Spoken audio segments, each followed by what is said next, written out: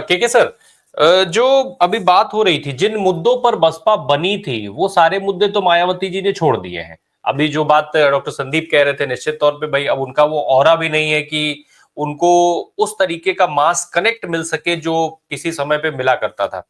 अब क्या फिर ऐसे हालात में जो मुद्दे उठा करके मायावती बसपा बनाया उन्होंने और माया यहां तक पहुंचाया, मुख्यमंत्री बनी, अब वो सारे मुद्दे तो राहुल गांधी उठा रहे हैं। ऐसे में क्या दलितों के लिए बेहतर विकल्प के तौर पर कांग्रेस को देख रहे हैं आप? कांग्रेस को दलितों के लिए नहीं, बल्कि इस समाज के 70-75% वो लोग जो अपने अधिकारों से वंचित हैं, जो ऐतिहासिक रूप से भेदभाव के शिकार हैं और जिन्हें विकास के किसी भी पायदान पर रखने की कोई कोशिश नहीं की गई, जो इस लोकतंत्र में तंत्र से दबे कुचले लोग हैं, सबको कांग्रेस की तरफ विश्वास बढ़ रहा है। लेकिन थोड़ा सा मैं मायावती के थोड़ा सा पीछे जरा सा चलिएगा। देखिए, मान्यवर काशीराम का जब उत्तर प्रदेश की राजनीति में उन्होंने कदम रखा और भारतीय राजनीति में, उत्तर प्रदेश में एक भूचाल सा आ गया। सारी जो प्रचलित राजनीतिक पार्टियां थी, उन्हें तो लगा कि अब जमीन खिसक गई, क्योंकि राजनीतिक विचारक यह कह रहे थे कि मान्यवर काशीराम तो अपने कदम वहां बढ़ा रहे थे जहां पर बाबा साहब अम्बेडकर रुक गए थे। बाबा साहब ने इस देश को इस दुनिया का सबसे सुंदर तोहफा दिया, इस भारत का यह संविधान। लेकिन बाबा साहब कहते थे कि जब तक दलित शोषित समाज सत्ता में नहीं पहुंचेगा, जब तक सामाजिक शक्ति नहीं अर्जित करेगा, तब तक यह संविधान उसके लिए बेमानी है। और काशीराम उस सपने की तरफ बढ़े थे और उस सपने के लिए उन्होंने बहन जी को सत्ता में बैठाया। और इसमें कोई दो राय नहीं, संदीप भाई आवेश जी मुझसे हो सकता है सहमत नहीं होंगे कि बहन मायावती जी का भी शासन जो है उसको तमाम अच्छाइयों के लिए भी याद किया जाता है। उस समय हरिजन उत्पीड़न को लेकर बड़े सवाल उठे थे, एफआईआर दर्ज हो रहे थे, लैंड रिफॉर्म हुआ था, जमीनें दी जा रही थी, आरक्षण के कोटे को पूरा करने की कोशिश की जा रही थी और समाज में जो पीड़ित तबका था, जो हाशिए का समाज था, उसका आत्मविश्वास बढ़ा हुआ था। वो चौराहे पे, चट्टी चौराहे पे, सभा में, बाजारों में बैठकर लोगों से बहस करने की ताकत उसको मिल गई थी। लेकिन जो पूरी दलित पॉलिटिक्स का अवसरवाद है, जो स्वार्थ है, उसके पराभव की ये कहानी है जो मायावती जी ने रखी। और ये पहली बार नहीं हुआ है। आप देख लीजिए, मायावती जी और काशीराम जी तो 2006 में चले गए थे, 2003 से ये अध्यक्ष बनी थी। रिपब्लिकन पार्टी को देख लीजिए, सच ए रिवोल्यूशनरी पार्टी उसको माना जाता था महाराष्ट्र का, जिसने जहां दलित पैंथर पैदा हुए थे, जहां एक से एक बड़े बड़े नाटककार, कवि, प्रोफेसर, विद्वान पैदा हुए, वो रिपब्लिकन पार्टी जो है कांग्रेस के गोद में गिरी। आज भाजपा में रामदास अठावले कहां पहुंच गए। जयराम विलास पासवान जैसा करिश्मेटिक लीडर, जिसने संसदीय चुनाव के सारे रिकॉर्ड तोड़ दिए, आज वो जो गुजरात नरसंहार के नाम पर वो इस्तीफा दे दिए थे सरकार से, आज रामविलास पासवान कहां पहुंचे, उनका लड़का कहां पे, उनका भाई कहां पे। एक सीरीज है, जीतन राम मांझी हो, चाहे उत्तर प्रदेश में आप देख लीजिए, चिराग पासवान को तो देख रहे, ओम प्रकाश राजभर हो, ये सारे के सारे लोग दलित पॉलिटिक्स का ये बड़ा ये दुर्भाग्य है। इस पे हमारे संदीप भाई जैसे सोशल साइंटिस्ट इस पे जरूर सोचेंगे कि ये क्या कारण है कि सबसे कमजोर लोगों को जगाने वाले, भोजपुर में तो ऐसा नहीं हुआ, भोजपुर आरा में तो भी हरिजनस्थान वाली लड़ाई लड़ी थी, लेकिन उस आंदोलन को क्रांतिकारी वामपंथियों ने संभाल लिया, तो वहां पर कोई इस तरह का पतन नहीं हुआ। आज वहां पर हाशिए के समाज सबसे शक्तिशाली पॉलिटिकल पावर के रूप में आंध्रा में भी हमने देखा।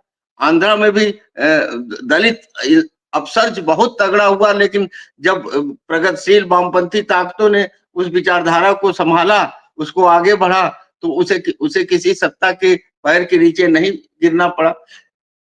मायावती का पूरा मायावती का पूरा देख लीजिए। मायावती ने आज तक किसी अपर कास्ट को शायद ही पार्टी से निकाला हो।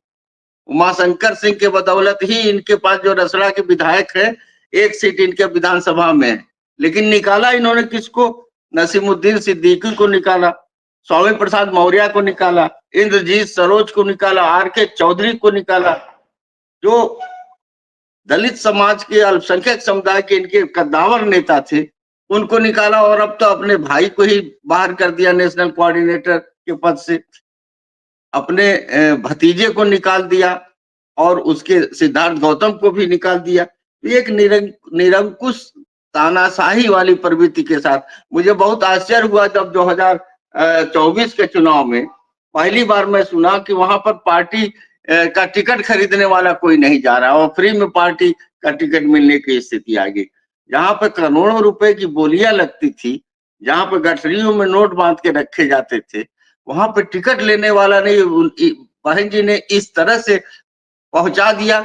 और उसका एक कारण था, उसका कारण था 2 यात्राएं जो 6-7 हजार किलोमीटर राहुल गांधी चले, भारत जोड़ो यात्रा और भारत जोड़ो न्याय यात्रा का।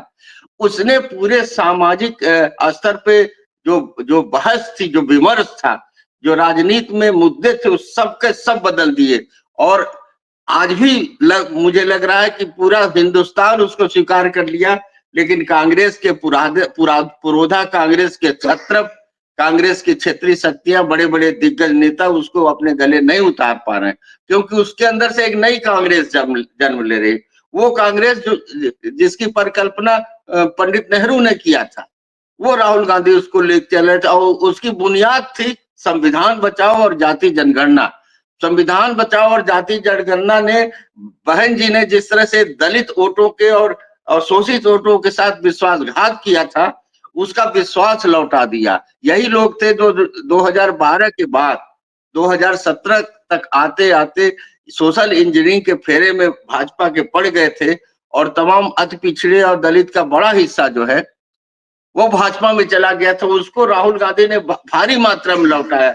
मैं आपके चैनल पर पूरे विश्वास के साथ यह कहना चाहता हूं कि जो 37 सीटें पाई है समाजवादी पार्टी अपना विश्लेषण करेंगी कि नहीं करेंगी, लेकिन उसमें बहुत बड़ा योगदान जो है राहुल गांधी के उस अभियान का था, जो भारत के संविधान को बचाने और जाति जनगणना। उन्होंने कहा जाति जनगणना का यह मतलब नहीं है कि हम यह जानना चाहते हैं कि हम किस जात के पास संख्या क्या, हम बस यह जानना चाहते हैं कि किस जात को विकास में कितना हिस्सेदारी मिली, भागीदारी मिली। वही जो मानवर काशीराम कहते थे कि जिसकी जितनी भागीदारी उसकी उतनी हिस्सेदारी, वही लोहिया जी भी कहते थे। उसको प्रैक्टिकल करके जो है राहुल गांधी ने दिखा दिया। और इसका सीधा आप देखिए, आप जाटो वोट करें कि माइनस जाटो भी बहन जी से दूर हो रहा है। उसके लिए आप नगीना का चुनाव देख लीजिए।